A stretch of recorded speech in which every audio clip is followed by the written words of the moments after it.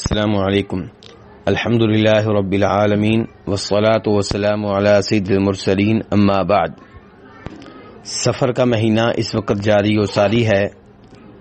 یہ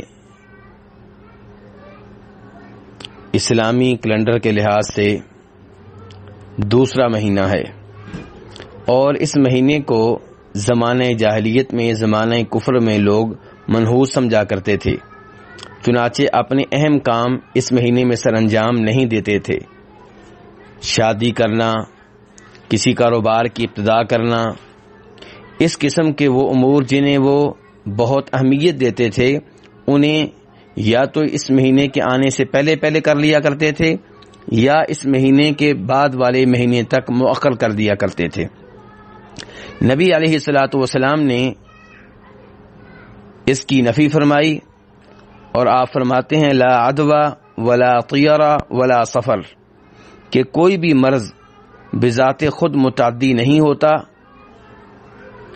اور نہ ہی اسلام میں کوئی بدشگونی ہے، اور نہ ہی سفر کا مہینہ منحوس ہے۔ اس حدیث کو امام بخاری نے روایت کیا ہے، اور اس کا نمبر ہے 5770، اور امام مسلم نے روایت کیا ہے، اور وہاں پہ اس کا نمبر ہے 2220، اور ابو داؤد شریف میں بھی یہ حدیث آتی ہے، اور وہاں پہ اس کا نمبر ہے 3911۔ تو اس حدیث سے معلوم ہوا کہ اسلام میں کوئی بدشگونی نہیں ہے۔ کسی ہندسے کو منحوس سمجھنا، کسی مہینے کو منحوس سمجھنا، کسی سال کو منحوس سمجھنا، کسی دن کو منحوس سمجھنا، یہ سب چیزیں اسلام کے خلاف ہیں۔ کچھ لوگ 13 کے ہندسے کو منحوس سمجھتے ہیں، یہ غلط ہے، شریعت کے خلاف ہے۔ کچھ لوگ بدھ کے دن کو منحوس سمجھتے ہیں، یہ غلط ہے، شریعت کے خلاف ہے۔ کچھ لوگ سفر کے مہینے کو منحوس سمجھتے ہیں، غلط ہے، شریعت کے خلاف ہے۔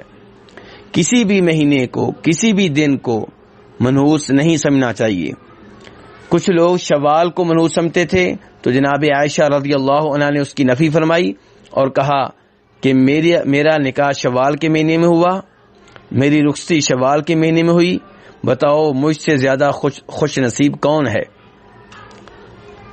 تو ایسے ہی کئی لوگ آج کل محرم کے مہینے میں شادی سمجھنے کو بھی غلط سمجھتے ہیں، اور یہ سمجھتے ہیں کہ اگر محرم کے مہینے میں شادی کریں گے تو وہ شادی جو ہے ناکام ہو جائے گی۔ تو یہ بھی غلط ہے، کسی بھی مہینے کو منحوس نہیں سمجھنا چاہیے، اور سفر کے مہینے کو اس موضوع سے خاص تعلق ہے، کیونکہ زمانہ جاہلیت سے ہی لوگ اس مہینے کو منحوس سمجھتے ہیں، اور یہ درست نہیں ہے۔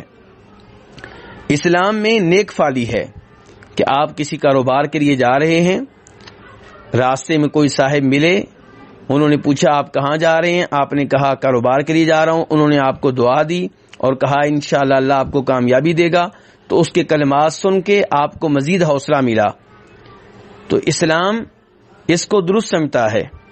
نبی علیہ الصلوۃ والسلام جب حدیبیہ کے مقام پہ تھے، مکہ میں داخل ہونا چاہ رہے تھے، مکہ والے داخل نہیں ہونے دے رہے تھے، مذاکرات ہو رہے تھے اور مذاکرات بھی ناکام ہو رہے تھے، تب مکہ والوں نے اپنے ایک نمائندے کو بھیجا جس کا نام تھا سہیل بن عمرو، اور سہیل سہل سے ہے، آسانی سے ہے۔ تو نبی علیہ الصلوۃ والسلام نے جب آپ کو اس کے آنے کا علم ہوا، فرمایا اب تمہارا معاملہ سہل ہو گیا ہے، آسان ہو گیا ہے۔ تو آپ نے اس کے نام سے نیک شگونی لی۔ تو یہ اسلام میں ہے کہ آپ کسی کا اچھا نام سن کر، کسی کے منہ سے اچھے الفاظ سن کر نیک شگونی لیں، مزید حوصلہ ملے، جو کام کرنا چاہتے ہیں وہ کرنے میں آپ کو مزید جذبہ ملے۔ لیکن کوئی کام آپ نہ کریں اس وجہ سے کہ یہ مہینہ منحوس ہے، یہ دن منحوس ہے، یہ تاریخ منحوس ہے، یہ ہنسا منحوس ہے، یا آج جب میں گھر سے نکلا تو مجھے کالی بلی نظر آ گئی، کالا کتا نظر آ گیا، تو یہ سب چیزیں اسلام کے خلاف ہیں، اور شریعت اسلامی ان سے روکتی ہے۔ ہم سب کو معلوم ہونا چاہیے کہ نبی علیہ الصلوۃ والسلام کی ایک مشہور و معروف حدیث ہے، بخاری وغیرہ میں آتی ہے، جس میں آپ فرماتے ہیں کہ 70,000 لوگ ہیں جو بغیر حساب کتاب کے جنت میں جائیں گے۔ وہ کون سے ہیں؟ ان کی کیا صفات ہیں؟ آپ نے فرمایا ان کی 4 بڑی صفات ہیں، ان میں سے ایک صفت یہ ہے کہ وہ بدشگونی نہیں لیتے۔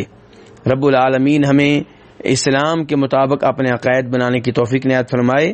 وصلی اللہ تعالی علی نبیہ محمد وآلہ وصحبہ اجمعین۔